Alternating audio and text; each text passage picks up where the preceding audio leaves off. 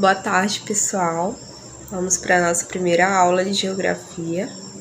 E hoje nós vamos estudar sobre o meio ambiente, sustentabilidade e as fontes de energia, que é o capítulo 3 do nosso livro, mas a gente não vai estudar todo o capítulo hoje, justamente por conta das aulas remotas. Não tem como eu estender muito esse vídeo para não ficar cansativo para vocês e etc. Um dos grandes desafios da atualidade hoje, Hoje um dos grandes desafios da nossa sociedade é garantir o desenvolvimento sustentável, ou seja, um modelo de desenvolvimento global capaz de satisfazer as necessidades de toda a população, sem comprometer as necessidades das gerações que virão, ou seja, é uma forma que a gente não comprometa o nosso ambiente para suprir as necessidades da nossa geração, sem deixar algo para as próximas, que as próximas gerações tenham com que se manter.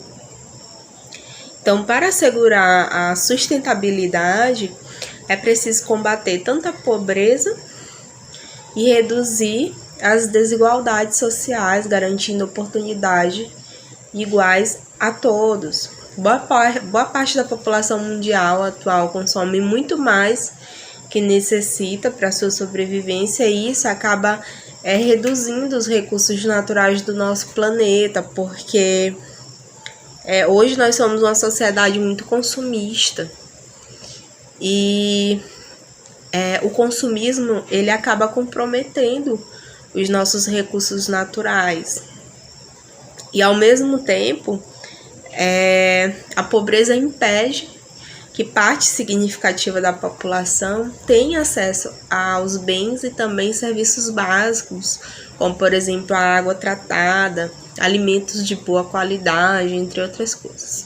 Agora nós vamos conhecer os países mega diversos, ou seja, aqueles países que abrigam uma diversidade de espécies em seu território. O Brasil aí, o nosso país, é o primeiro colocado entre os 17 países mais ricos em biodiversidade do planeta.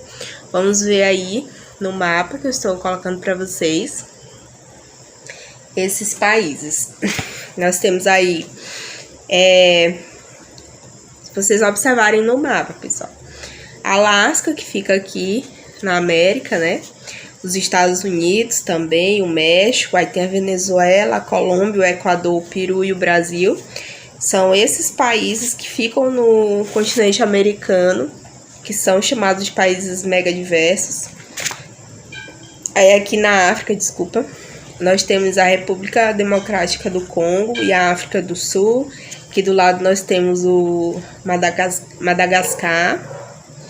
Aí aqui no continente asiático nós temos a Índia e a China,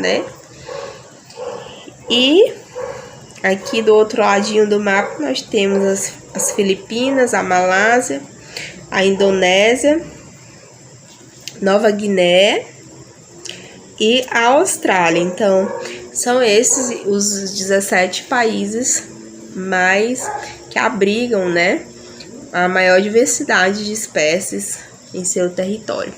Mas o que é biodiversidade, A biodiversidade envolve toda a variedade de espécies de flora, fauna e micro-organismos, e também a relação entre organismos vivos.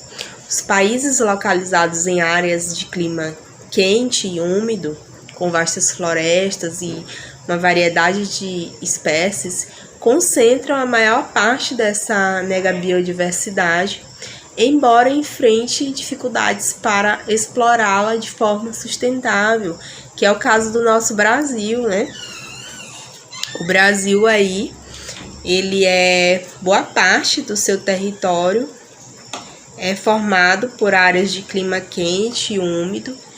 Nós temos vastas florestas e também temos uma variedade de espécies, mas o Brasil tem muita dificuldade para explorar esse território, essa área de forma sustentável.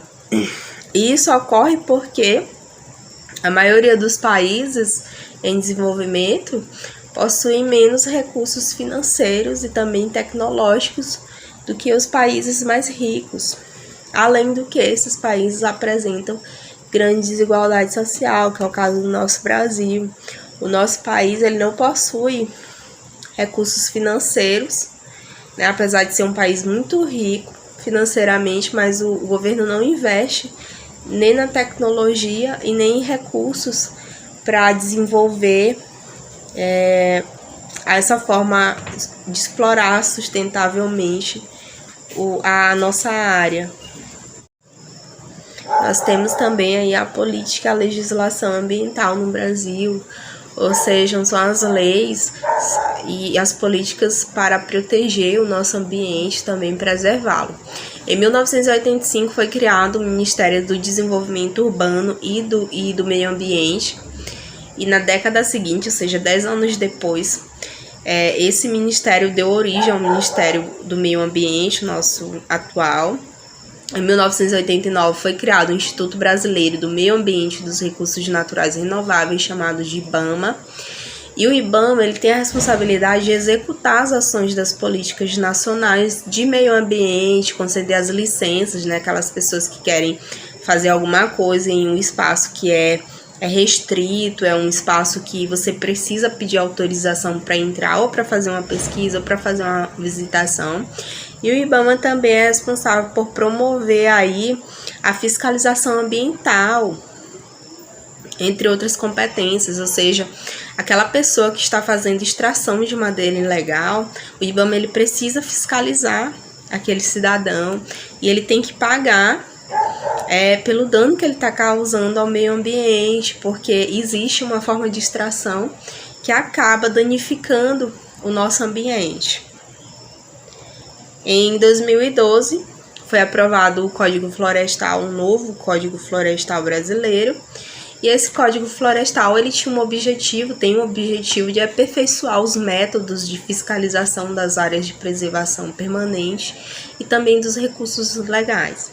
Aí nós temos as unidades de conservação, nós temos 2 tipos de unidade, que é a de proteção integral e a de uso sustentável. Hoje nós vamos conhecer somente a de proteção integral, também conhecer os tipos de unidade de proteção integral que existem. O que são as unidades de conservação? São os espaços naturais, né? São aqueles espaços bonitos, cheios de fauna, de flora, mas que são protegidos por lei. E essas áreas, elas possuem características singulares, né? Como a fauna e a flora do local. Vale ressaltar que as unidades de conservação elas fazem parte do patrimônio natural e cultural de um país, por isso tem uma importância muito grande. Nós temos, como eu falei anteriormente, 2 tipos de unidade de conservação, e as unidades de conservação elas têm o objetivo de preservar e conservar a natureza, e são classificadas de 2 maneiras, como eu falei anteriormente: a unidade de proteção integral e a unidade de proteção, a unidade de uso sustentável. E aí dentro da unidade de proteção integral, essa unidade de proteção integral ela tem o objetivo de preservar a natureza, bem como utilizar os recursos naturais de forma indireta, mais voltado para pesquisa mesmo. Isso porque não envolve o consumo e nem coleta ou causa danos aos recursos naturais. É mais voltado para pesquisa. As pessoas elas não fazem o uso desses recursos naturais, como por exemplo, tem um local que ele tem um riacho. Então, se ele é protegido pela legislação brasileira, ele não pode ser, aquela água não pode ser consumida, as pessoas elas não podem tomar banho naquele local. Então, dessa forma, esse tipo de unidade de conservação é mais restrito, né? Já que está voltado para as pesquisas relacionadas à diversidade biológica do local. Dentro dessa categoria, nós temos 5 tipos de unidade de conservação. Nós temos a estação ecológica, que é uma área natural e restrita às pesquisas científicas, onde só é permitida a entrada sob autorização prévia. Esses espaços eles não estão abertos para visitação pública, ou seja, está destinado somente à pesquisa. Nós temos, a reserva biológica, que é uma área natural também restrita, que tem o intuito de preservar a fauna e a flora do local. São, portanto, preservados, não sendo permitida a presença humana ou mesmo modificações da paisagem natural. Nós temos também um parque nacional, que são áreas extensas naturais que abrigam tanto a fauna e a flora de grande importância ecológica. As visitas, nesse caso, já são permitidas, seja para teor educacional, científico ou mesmo turístico. Não importa se você vai pesquisar, se você vai só conhecer, né, turistar, você pode entrar no Parque Nacional. Já aí nós temos o Monumento Natural, que são locais singulares e raros, que apresentam grande importância também ecológica. A intervenção humana é proibida, embora as visitações sejam permitidas a esse local. E para finalizar, nós temos o Refúgio da Vida Silvestre, que são ambientes naturais que existem para garantir a proteção, a reprodução de espécies da fauna e da flora, e também para visitas públicas, como atividades de caráter científico, mas são restritas e necessitam de aviso prévio.